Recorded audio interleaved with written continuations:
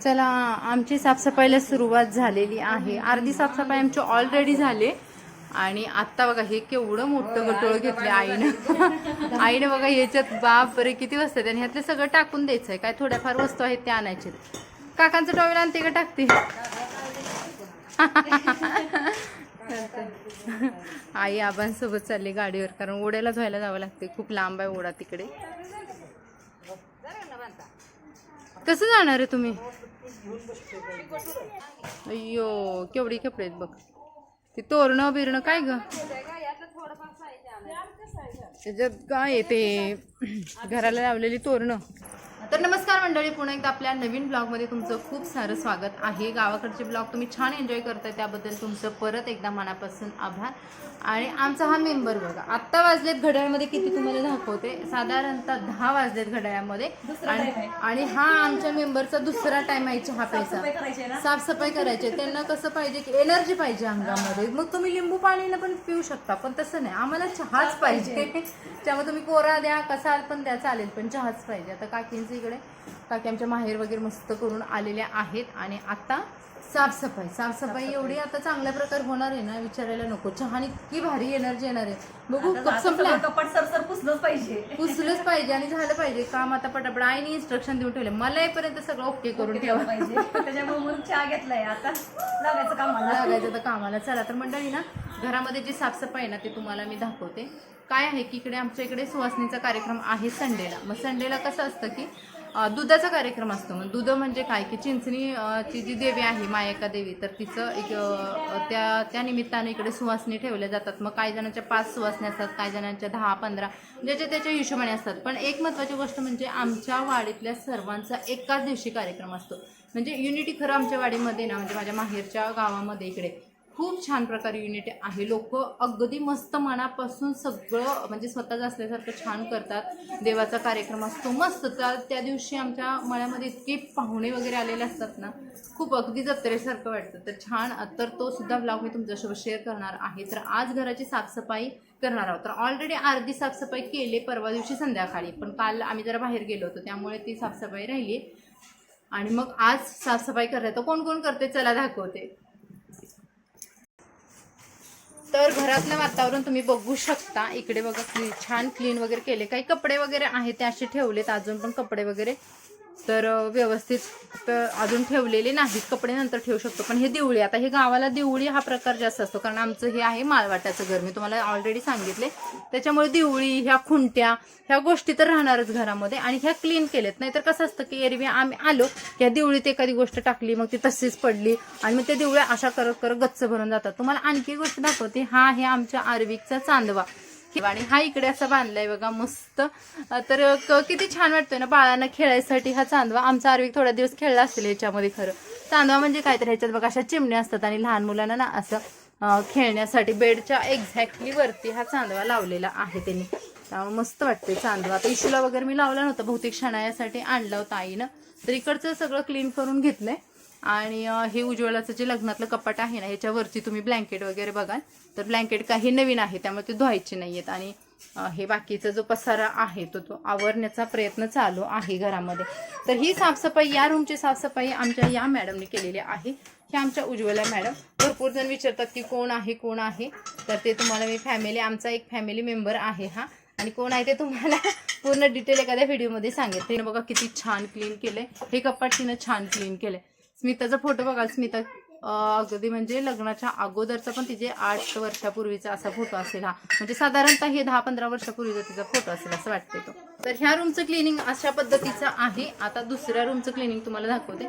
आणि ना माझ्या माहेरचं घर कसं आहे ते मी तुम्हाला एखाद्या व्हिडिओमध्ये नक्की शेअर करेन, ज्याच्यामध्ये सर्व तुम्हाला डिटेल मी दाखवेन की तुमचं काकी.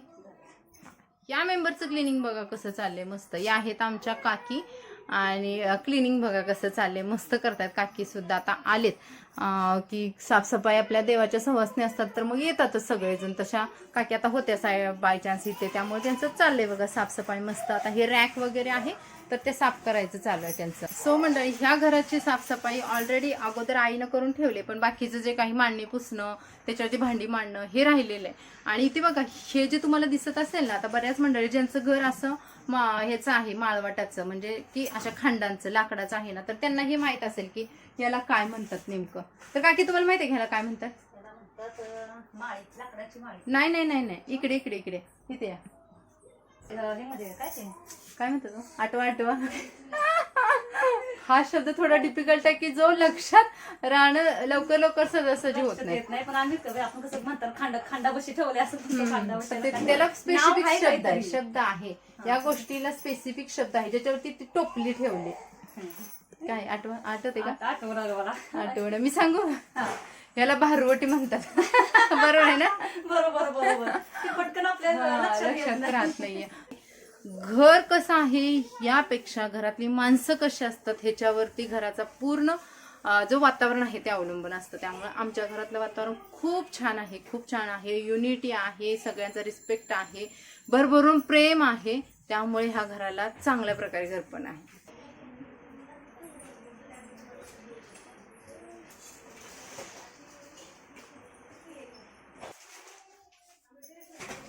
हे इथंच बसत नाहीत, मागे लावायचे. ह्याच्यात नाही बसत का? नाही तिकडं तिथेच नाही बसत. ही पटापट लावून घेतो. आता हे कपाट बघायला ना, तर हे उज्ज्वलाच्या लग्नात दिलेले कपाट आहे. त्यामुळे त्याच्यावरती जास्त भांडी म्हणजे जुनी जे वापरलेली भांडी ना ते आम्ही मांडत नाही. तर ह्याच्यावर सगळे नवीन काही कळशा वगैरे आहे, माहेर जे झालेलं आहे ना, तर ते ह्याच्यावरती भांडी ठेवलेली आहेत. तर ह्याच्यावरती हे वापरायला नसतं कपाट, त्यामुळे तिकडे ठेवलं. आणि हे जे लोखंडाचं रॅक आहे ना, जे की खूप मजबूत आहे, त्याच्यावरती सगळी जुनी भांडी जेव्हा आमची वापरायची किंवा जे कधी तर वापरतो अशा टाईपची भांडी आहेत. आता रोज वापरायची भांडी किचन मध्ये असतात.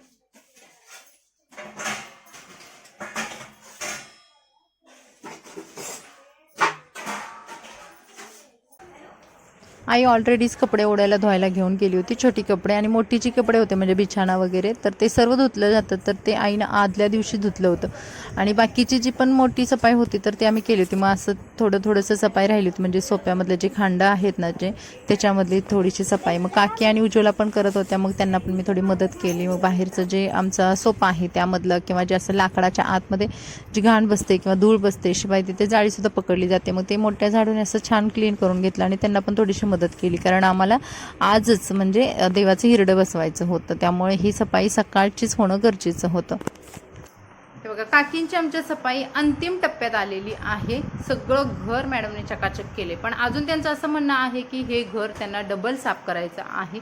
कारण त्यांची साफसफाई जरा यावेळेस एकदम उत्तम प्रकारे चालली साफसफाई, पण डबल एकदा क्लिनिंग करून घेतलं की लादी अजून छान दिसेल. आता या लादीचा कलर असा आहे की खूप उठून दिसतोय. आता ह्या घरामध्ये आमच्या ना ही लादी खरंच खूप छान उठून दिसते. भरपूर जणांच्या आम्हाला या लादीसाठी कमेंट्स पण आल्या होत्या की तुम्ही लादी खूप छान प्रकारे चॉईस केलेली आहे.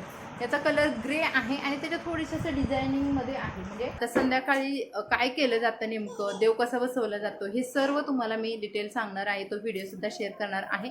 तर आता डायरेक्ट आपण भेटणार आहोत संध्याकाळी. तर मंडळी, मी तुम्हाला सांगितलेलं ना की आमच्या घरीमध्ये देव बसतो बघा. तर काय म्हणायचं काकू त्याला? हिरडं बसतात. तर त्याच्यासाठी ना हे देवाचं घरातले जे देव असतात चिंचणीचे, मायाकाचे, तर ही सगळी साफसफाई पहिली करावी लागते घराची. त्यानंतर देव वगैरे छान स्वच्छ क्लीन करायचे आणि त्याच्यानंतर मग ते हिरडं काय असतं ते बसवलं जातं. तर आता हिरडं काय आहे ते तुम्हाला मी दाखवणार आहे.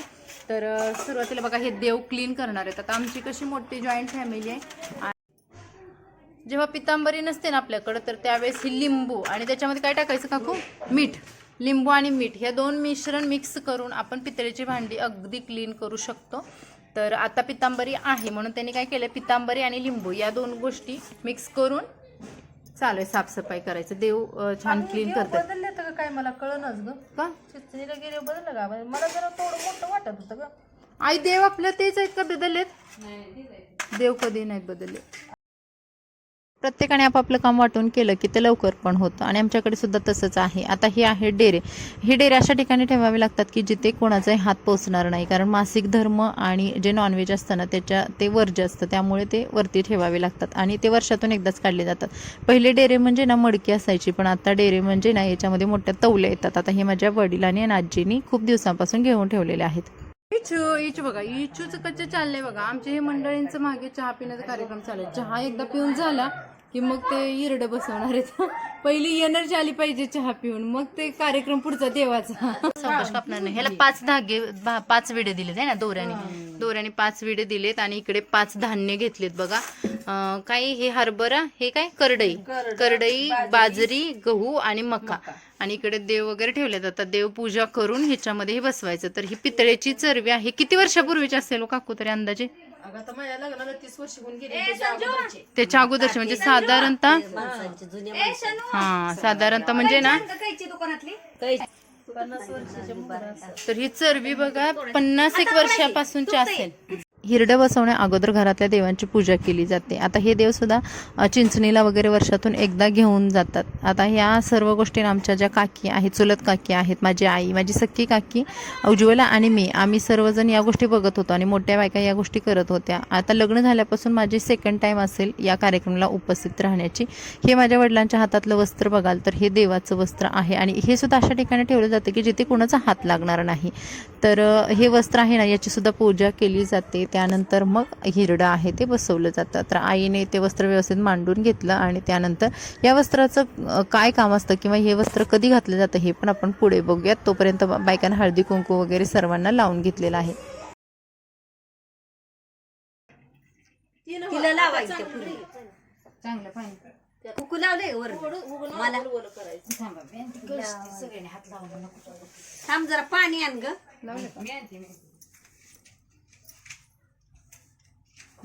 पुरुषनी लाव. लावलं मामाला लावले. सगळं पाण्यामध्ये भिजवायचं.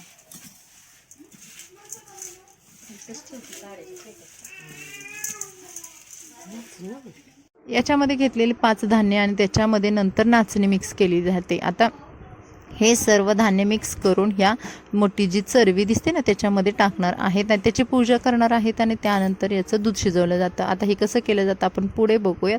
पण तुर्तास बघा यांनी हे तवलीमध्ये ठेवलं व्यवस्थित आणि त्यानंतर याच्यावरती एक प्लेट झाकून हे देवापुढे ठेवायचं आणि पूजा करायची. आता याला धार्मिक तर कारणं आहेतच, पण शास्त्रीसुद्धा बघा हे सर्व जे धान्य आहेत ना ते एकाच वेळी आपल्या पोटामध्ये जातात. माकोबाईच्या नावानं चांग भलं, चांग भलं, चांग भलं, नाच चांग भलं, चांग भलं. अगरबत्ती, धूप, दिवा लावून वगैरे याची मस्त पूजा केली. भाव महत्त्वाचा असतो, श्रद्धा महत्त्वाची असते. आपण कशा पद्धतीने करतो त्यापेक्षा आपला भाव किती शुद्ध आहे प्रत्येक गोष्टीमध्ये हे महत्त्वाचं असतं. तर मंडळी बघा सगळी मिळून येऊन पूजा केली. आता आमच्यात कसं आहे की 3 आजोबा होते माझे. तर त्यामधले जे मोठे आजोबा त्यांच्या सुनामधल्या आजोबांच्या सुना आणि माझे आजोबा छोटे होते त्यामुळे त्यांची पण सून, म्हणजे असं सर्वांनी मिळून आमच्या घरामध्ये हा कार्यक्रम होतो आणि तो आमच्या घरी होतो. तर ह्याच्यामध्ये ना हिरडं बसवला असं म्हणतात. त्याच्यामध्ये कसं 5 जे तुम्हाला दाखवल्याप्रमाणे 5 धान्य ह्याच्यामध्ये ठेवतात आणि त्याच्यात गोमूत्र वगैरे टाकून पाण्याचा शिंतोडा वगैरे मारून हे असं ठेवलेलं जातं. हे उद्या दळण करतात, तर दळण हे जात्यावरती करतात. तर ते सुद्धा मी तुमच्यासोबत शेअर करते. म्हणजे गावाला कशी पद्धत असते बघा. आमच्याकडे चिंचणी मायाका देवी आहेत ना, त्या देवीचं खूप कडक असतं आणि ते खूप भक्तिभावाने करतात. इकडची लोक खूप साधा भोळा भाव ठेवून खूप छान प्रकारे देवीची सेवा केली जाते आणि हा वर्षातून एकदा कार्यक्रम असतो. आता ही आहे बघा काचोळी. हे म्हणजे एक वस्त्र आहे. ही काचोळी घालून ना मग आपल्या घरी 5 घरं किंवा आपल्या पूर्ण वाडीमध्ये किंवा आपलं जे गाव आहे त्याच्यामध्ये ती छोटीशी भिक्षा मागितली जाते. म्हणजे कसं की त्याच्यामध्ये ते बोलतात की काय शिंगोबिरूची वारी असं बोलतात. मग त्याच्यानुसार आपण मग ते धान्य वगैरे त्यांना द्यायचं असतं किंवा ज्वारीची भाकरी, बाजरीची भाकरी, चपाती जे पण काय आहे ते आपण दिलं जातं. आणि हे ते वर्षातून एकदाच हा कार्यक्रम असतो. त्यामुळे सर्वांनी पूजा वगैरे केली. हे हिरडं जसं आहे तसं मी तुम्हाला दाखवलं. तर अशा पद्धतीने हा आमचा आजचा जो हिरडं बसायचा जो कार्यक्रम आहे ना तर तो झालेला आहे. उद्या दळण करायचं आणि परवा हे जे धान्य आहे ना तर ते चर वगैरे खाऊन ते शिजवलं जातं. ते पुढची प्रोसेस काय आहे ते पण मी तुम्हाला दाखवते. देवी जय देवी माया का देवी धनगर समाजाच्या सत्वाची, जय देवी मायक्का देवी, यो जय जय बाप्पा, जय बाप्पा, जय जय मायक्का देवी. आता आमच्या इचूला ना असं आमच्यामध्ये भंडारा लावला जातो. असं बघा, असा पिवळा पिवळा भंडारा हैया हिची बघा किती छान दिसते. इशूला पण आमच्या देवाधर्माचं खूप वेळ आहे. आम्ही ना एका मंदिरात गेलो होतो तर तिथल्या महाराजांनी इशूच्या गळ्यामध्ये हार टाकला होता. खूप मस्त दिसत होते ना इशू. जय माता देवी धाम. नमस्कार करा. जय जय देवी. जय जय देवी. नमस्कार करा. नमस्कार नमस्कार करा. नमस्कार. हा डोकं टेकवा. डोकं टेकवा. डोकं टेकवा. डोकं टेकवा. आई जगदंबा आई मायाका देवी मला सुखी ठेव. माझी सेवा मानून घे. असं बोलायचं. जय जय बाप्पा करायचा. मग माता महालक्ष्मी श्री स्वामी समर्थ. तर मंडळी हा होता आजचा ब्लॉग. कसा वाटला कमेंट्स मध्ये नक्की सांगा. व्हिडिओला लाईक करा. आपल्या चॅनल सबस्क्राईब करा आणि चला भेटू अशाच नवीन व्हिडिओ सोबत. Bye bye.